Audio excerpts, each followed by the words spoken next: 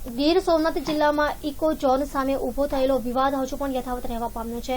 જિલ્લાના તલાલા ખાતે ઇકો ઝોનથી અસરગ્રસ્ત ગ્રામજનોએ વિશાળ રેલી યોજી મામલતદારને આવેદનપત્ર આપવામાં આવ્યું છે।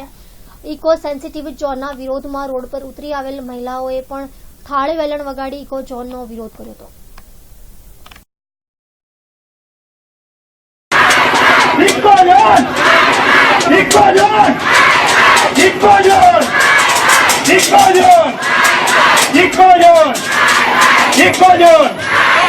भारत माता की लड़ेंगे।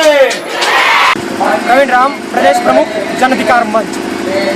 आज रोज खेडूतोना प्रश्नों तेमज इको झोननो प्रश्न अने आशाबेनोना प्रश्नोने लईने गीर पंथकनी हजारोनी संख्यामां बहनोए रेली काढी, मिल ग्राउंड थी रेली काढी अने मामलतदार साहेबने एक आवेदनपत्र सुपरत कर्युं छे।